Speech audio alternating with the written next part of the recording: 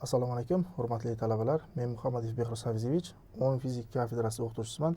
Bugun sizlar bilan molekulyar fizika kursidan navbatdagi darsimizni boshlaymiz. Bugungi mavzuyimiz termodinamikaning, demak, birinchi qonuni. Reja termodinamikaning birinchi qonuni gaz hajmining o'zgarishida bajarilgan ish, issiqlikning mexanikaviy ekvivalenti hamda issiqlik almashinuv turlari bo'ladi. Bundan oldingi darsda demak, o'sha termodinamik sistemalarda ko'rib chiqqandik. Yopiq, ochiq sistemalarda, demak, undagi moddaning demak harakati yoki bo'lmasa izolyatsiyalangan sistemalarda ko'rgandik. Hop, bugun esa termodinamikaning birinchi qonuni energiyaning saqlanish qonuni ham deb ataladi. Ya'ni termodinamikaning birinchi qonuni issiqlik hodisalariga taalluqli energiyaning saqlanish qonuni hisoblanadi. Biz bilamiz, energiyaning saqlanish qonuni bor edi, turlicha. Masalan, elektrda bor edi yoki bo'lmasa energiyaning saqlanish qonuni bu potensial hamda mexanikada bor edi. Kinetik va potensial energiyalarning umumiy yig'indisi saqlanardi. Hop, endi bugun o'sha termodinamikada bu ya'ni issiqlik hodisalariga taalluqli bo'lgan energiyaning saqlanish qonuni termodinamikaning bosh qonuni yoki birinchi qonuni deyiladi. Tabiatda energiya yo'qdan bor bo'lmaydi va yo'qolmaydi. Energiya miqdori o'zgarmaydi. U faqat birinchi turdan ikkinchi turga o'tadi. Mana bu termodinamikaning bosh qonuni deyiladi. Energiyaning saqlanish qonuni tabiatning asosiy qonuni hisoblanadi. U har doim va hamma joyda har qanaqa tabiat hodisalariga nisbatan o'rinli bo'lar ekan.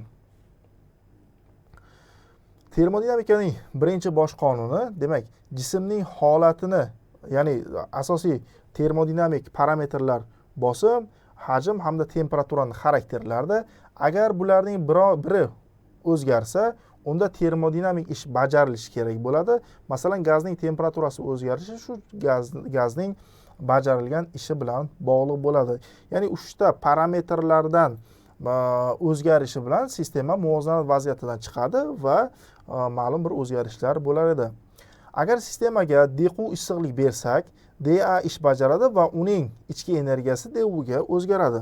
Agar sistemaga deylik, tashqi tomondan ma'lum bir issiqlik miqdori bersak, berilgan issiqlik miqdorimiz u sistemaning ichki energiyasining o'zgarishiga hamda tashqi kuchlar sistemaning ichki energiyasining o'zgarishiga hamda tashqi kuchlar ustida bajargan ishga sarflanar ekan. Energiyaning saqlanish qonuniga asosan sistemaning bajargan ishi sistemaga berilgan issiqlik miqdori bilan uning ichki energiyasi orasidagi farqqa bog'liq bo'ladi.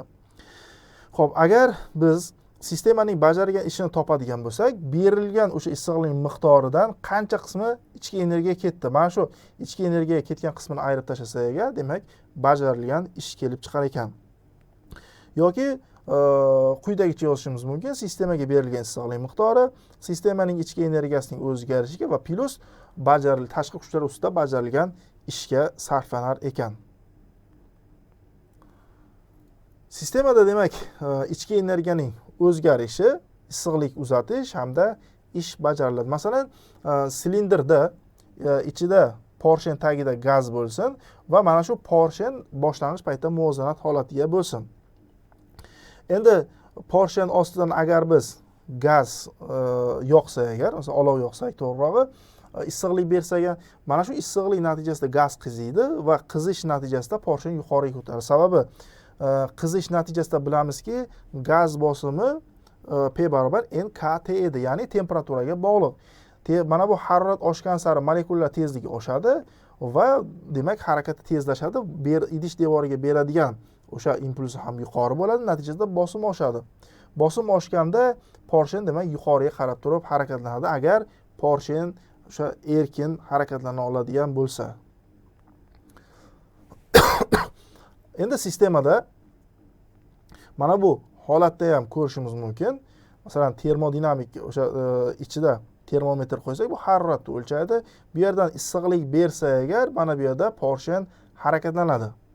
Porshen harakatlanganda endi tashqi kuchlar, mana bu yerdan agar kuch bersa agar, tashqi kuchlardan, demak, bergan tashqi kuchlar gazga o'sha nima qilganda, tashqi kuchlar ish bajarsa agar, u holatda bajarilgan ish manfiy bo'ladi. Sababi mana bu yerdagi hajm kichirayishi hisobiga demak hajm kichrayadi, natijada gaz manfiy ish bajaradi. Umumiy holatda bajargan ishi A barobar F ko'paytirilgan S kosinus demak A ga teng edi. Bu mexanikaviy ish edi. O'sha ma'lum bir kuch ta'sirida jismni ma'lum bir demak yuzi uzunlik bo'yicha ko'chirishda bajargan ish edi va bu albatta kuch va bu ish kuch bilan demak ko'chish orasidagi burchak kosinusiga ham bog'liq bo'lar edi. Endi termodinamik sistemada yuqorida aytdikki, Q barobar delta O plus A ga teng, ya'ni ichki energiya plus bajargan ishga teng ekan. Va bu yerda sistemani mana bu A musbat holatda bo'lganda gazni tashqi kuchlar ustida bajargan ishi, sababi gaz tashqi kuchlar ustida ish bajarganda gazning hajmi kengayadi. Kengayishi natijasida demak musbat ish bajaradi. Sababi A barobar nima edi?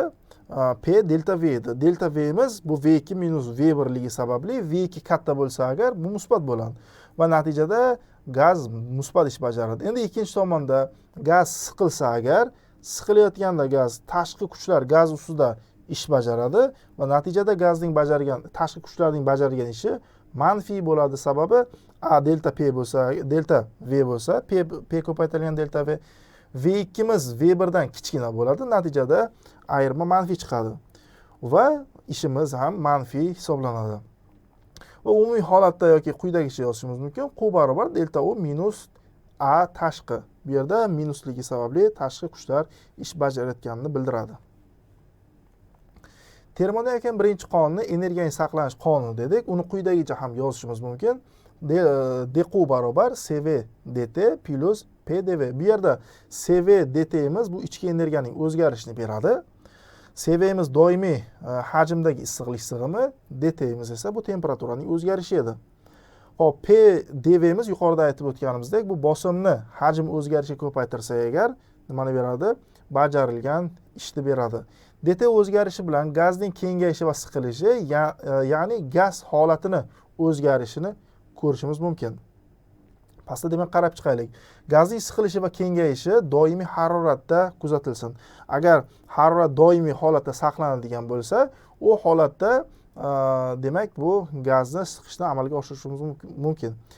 Mana shu sharoitda qarab chiqaylik. Bunday jarayon izotermik jarayon deyiladi. Ya'ni harorat oldin ham o'tgandek, sizlar bilan harorat o'zgarmas bo'lgan jarayon bu izotermik jarayon deyiladi va bunday jarayonni amalda termostat yordamida amalga oshirishimiz mumkin. Ya'ni o'sha jarayon davomida temperatura o'zgarmas qolishi kerak. Va bunda dq barobar dA ga teng bo'ladi. Sababi mana bu yerda ichki energiyani ko'rib chiqsak, cv dt ga teng bo'lyapti. dt bu temperaturaning o'zgarishi. Ya'ni T2 minus T1, masalan delta T bo'lsa, T2 minus T1. Agar T2 T1 ga teng bo'lsa, u holatda delta T'miz 0 ga teng bo'ladi. Shuning uchun ham ichki energiya 0 ga teng bo'lar ekan bu izotermik jarayonda. Izotermik jarayonda sistemaning ichki energiyasi o'zgarmasa, u holatda berilgan issiqlik miqdori to'laligicha ish bajarishga sarflanadi. Ya'ni dq'imiz teng dA ga teng bo'lar ekan yoki bu P dV ga. du esa 0 ga teng bo'ladi. Ichki energiya o'zgarmaydi. Xo'p, gaz hajmining o'zgarishida bajargan ish. Endi yuqorida qarab chiqqanimizdek, bizga porshenli o'sha silindr ichida biror gaz qamalgan bo'lsin. Porshenni yuqoriga yoki pastga harakatlantirish bilan silindr ichidagi gazning hajmi, bosimi va haroratini o'zgartirishimiz mumkin. Shuningdek, harakatdagi porshen gazga ma'lum F kuch ta'sir etib ish bajarishi mumkin. Silindr ichidagi gaz o'z hajmini, demak, Nyutonning 3-qonuniga ko'ra porshenga qarshi demak kuch bilan ish bajaradi. Endi tashqaridan masalan kuch bersak, porshen gazni siqsa agar, Nyutonning 3-qonuniga ko'ra gaz ham tashqi kuchga qarama-qarshi kuch ta'sir qiladi. F bilan qarama-qarshi yo'nalishda kuch ta'sir qiladi. Xo'p, gaz kengayib, porshen demak F kuch yo'nalishiga yuqoriga kichik delta H ga ko'chgan bo'lsa, ya'ni H2 minus H1 bo'lsin. Delta H'imiz H2 minus H1 masofaga siljigan bo'lsin.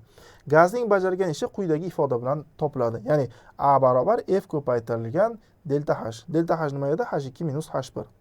Hop, buni quyidagicha yozishimiz mumkin. F kuchimizni bosim kuchi esingizda bo'lsa, bosim nima edi? Yuza birligiga ta'sir qiluvchi kuch edi. U yerdan kuchni topsa agar P ko'paytirilgan S, ya'ni bosimni yuzaga ko'paytirsak, demak kuchni beradi. Ko'paytirilgan delta H o'rniga H2 minus H1 qo'yamiz. Va natijada S ni ichkari kirsa agar bosim SH2 minus SH1 ga teng bo'lyapti.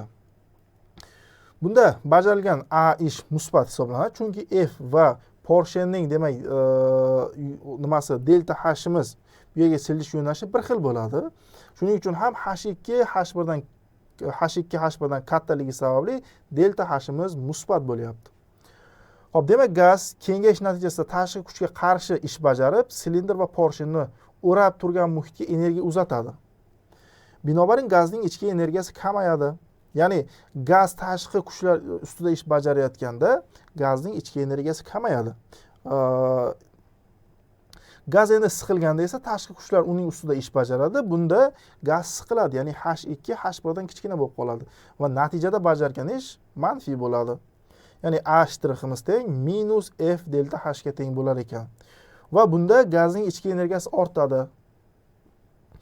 Bu holatda Porsche ostidagi gazga jismdan yoki energiya uzatadi, demak bu vaqtda ichki energiya ortar ekan. Yana qaytarib o'tamizki, gaz tashqi kuchlar ustida ish bajarganda gazning bajargan ishi musbat bo'ladi, gazning ichki energiyasi kamayadi. Tashqi kuchlar gaz ustida ish bajarsa, bajargan ish manfiy hisoblanadi, gazning ichki energiyasi ortar ekan. Mana bu holat, ikkita holat. Demak, birinchi holatda A holatda Porsche yuqoriga ko'tarilyapti, ikkinchi holatda esa Porsche birinchi holatda demak Porsche demak siqilayotgan ekan, pastga tushyapti. Ikkinchi holatda yuqoriga ko'tarilayotganini ko'rishimiz mumkin. Ya'ni mana bu yerda H1 H2 dan kichkina. Bu yerda esa H2 H1 dan kichkina bo'lib qolyapti. Issiqlikning mexanikaviy ekvivalenti. Endi issiqlik miqdorini o'lchash uchun maxsus birlikdan foydalanadi. Bu kaloriya. Kaloriya deb ataladi. Odatda biz jouldan ko'proq foydalanamiz. Bu 1 kaloriyamiz nima degani? 1 gram distillangan suvni 19,5 gradus Selsiydan 20,5 gradus Selsiygacha isitish uchun kerak bo'ladigan issiqlik miqdoriga 1 kaloriya deb qabul qilingan. Ya'ni aynan mana shu suvni demak distillangan suvni 19,5 gradusdan 20,5 gradusgacha, ya'ni 1 gradusga o'zgartirish uchun 1 gram distillangan suvni, ya'ni kerak bo'ladigan issiqlik miqdori 1 kaloriyaga teng ekan. Aynan demak 19,5 dan 20,5 gradusgacha. SI sistemasida issiqlik birligi sifatida bu joule qabul qilingan. Odatda biz ko'proq jouldan foydalanamiz. Jismlarga berilgan bir birlik issiqlik miqdori uning ichki energiyasining qancha o'zgarishi, jismning ichki energiyasining ana shuncha o'zgarishi mexanik ish miqdori issiqlikning mexanikaviy ekvivalenti deyiladi. Ya'ni 1 barobar 4,1868 ga teng joule taqsim kaloriya va bu yerdan agar buni joulni topadigan bo'lsa agar 1 joulimiz 1 taqsim 4,19 kaloriyaga teng ekan. Yoki 1 kaloriyamiz 4,19 joulga yoki 1 joulimiz 0,24 kaloriyaga teng ekan. Odatda iste'mol mahsulotlarini orqasiga qarasa agar har bittasini o'sha ozuqaviy kaloriyasi berilgan bo'ladi. Ko'pincha bu yerda kaloriyadan foydalanamiz, lekin texnikada ko'pincha jouldan foydalanamiz. Issiqlik almashinuv turlari. Tabiatda issiqlik quyidagicha almashinuv turlari mavjud: konveksiya, issiqlik o'tkazuvchanlik va nurlanish. Tabiatda biz eng ko'p uchratadigan nimamiz bu nurlanish hisoblanadi. Sababi yerda issiqlikning asosiy qismi, ya'ni deyarli hammasi desak ham bo'ladi, bu quyoshdan keladi. Va quyoshdan kelayotgan issiqlik bu nurlanish sifatida yetib keladi. Birinchi konveksiyani ko'ra, konveksiya suyuqlik va gazlar isitilgan vaqtda avval issiqlik manbaiga yaqin bo'lgan qatlam tez isib kengayadi, uning zichligi kamayadi, natijada yuqoriga qalqib chiqa boshlaydi. Uning o'rni yuqori sovuqroq qatlam egallaydi. Bu jarayonda issiqlik, suyuqlik yoki gaz molekulalarining yuqoriroq temperaturali qatlamdan pastroq temperaturali qatlamga birdaniga siljishi bilan izohlanadi. Bu esa konveksiya deyiladi. Xuddiki masalan bir idishda suv qaynatsangiz agar, suv qaynatayotganda tagidan olov yoqasiz. Mana shu idishning tagi birinchi isiydi. Isish natijasida suyuqlik hajmi kengayadi hajm ortadi, ya'ni zichligi kamayadi. Endi u yengil bo'ldi, yuqoriga qarab harakatlanadi. Sovuq suv tepadaligi sabab tepada edi. Sovuq suvning massasi, zichligi og'ir bo'ladi, katta bo'ladi va shuning uchun u pastga qarab harakatlanadi va natijada konveksiya vujudiga kelar ekan. Xo'p, issiqlik o'tkazuvchanlik. Issiqlik o'tkazuvchanlik bu issiqlik berilayotgan jismni yoki jism qismini tashkil qilgan molekulalarning harakat tezligi ortib, temperaturasi ko'tariladi. Bu molekulalar tartibsiz harakati tufayli qo'shni jism yoki o'sha jism qismlariga uzatiladi. Xuddiki sterjanni bir tomonini qizitsangiz agar ikkinchi tomoniga yetib boradi yoki tovoq dastasini qizishini ko'rishimiz mumkin. Bunda nima bo'ladi? Issiqlik manbaiga yaqin bo'lgan molekulalar o'sha tebranishi ortadi va bu energiyani qo'shni yondagi molekulalarga beriladi va natijada bu issiqlik uzatiladi. Bu holda issiqlik jismning qatlamidan qatlamga uzatiladi. Bunday issiqlik uzatilishi issiqlik o'tkazuvchanlik deyilar ekan. Keyingisi aytdik, bu quyosh nuridan keladigan asosiy issiqlik bo'ladi yer uchun. Mana shu nurlanish bo'ladi. Ya'ni asosiy o'sha issiqlik uzatish turlaridan biri bu demak nurlanish hisoblanadi. Kelayotgan issiqlik energiyasining jism tomonidan qabul qilinib olish hodisasi bu nur yutish deyilar ekan. Gazning izotermik kengayishda hajm o'zgarishda bajargan ishni qarab chiqaylik endi. Ya'ni izotermik jarayonda haroratimiz konstanta bo'lganda bajarilgan ishni qo'yib chiqadi. Bu demak Boyle-Mariyot qonuniga ko'ra bo'ladi. Buning uchun 1 mol gaz uchun qarab chiqamiz. Va Mendeleev-Klaperon tenglamasiga ko'ra PV barobar RT teng konstanta bo'ladi. P ni topsak RT taqsim V va M taqsim mu'miz bu gaz, ya'ni nu mol gaz uchun M taqsim mu mol gaz uchun qarasa agar bajargan ish RT ln V2 taqsim V1 ga teng bo'lar ekan. Ya'ni hajmimiz V1 dan V2 gacha o'zgarganda. Buni quyidagicha yozishimiz mumkin. A barobar M taqsim mu RT ln V2 taqsim V1 shaklida yozishimiz mumkin. Ikkinchi, tashqi muhitga issiqlik berilmasdan uning hajmi o'zgarishi mumkin. Bunday jarayon adiabatik jarayon deyiladi. Ya'ni izolyatsiyalangan holatda tashqaridan issiqlik olmaydi ham, uzatilmaydi ham. Bunda issiqlik o'zgarishi 0 ga teng bo'ladi va bajarilgan ish ichki energiyaning hisobiga bo'ladi. Ya'ni adiabatik jarayonda ish bajariladi. Bunda bajarilgan ish ichki energiya hisobidan bo'lganligi sababli ichki energiya kamayadi. Xo'p, xulosa qilib aytadigan bo'lsak, termodinamikaning birinchi qonunidan kelib chiqadiki, abadiy dvigatel yasash mumkin emas. Agar sistema energiya berilmasa, tashqi jism ustida ishlash faqat ichki energiyaning kamayish orqali amalga oshirilishi mumkin. Sistemaning ichki energiyasi 0 ga teng bo'lgach, dvigatel harakatdan to'xtaydi. Bu esa o'sha yuqoridagi ba'zi bir qo'sh tirnoq ichidagi abadiy dvigatel yasovchilarni ko'rishingiz mumkin. Demak, bu amalda imkoni yo'q narsa ekan. Xo'p, nazorat savollari bilan tanishasiz. Mavzuni demak mustahkamlash uchun mana shu quyidagi savollarga javob berib, mustaqil ravishda o'rganishingizni tavsiya qilaman. Qanaqadir tushunmovchiliklar yoki bo'lmasa xatoliklar bo'lsa agar bizda kontaktlarimiz orqali murojaat qilishingiz mumkin. Keyingi darslarda ko'rishguncha xayr, salomat bo'ling.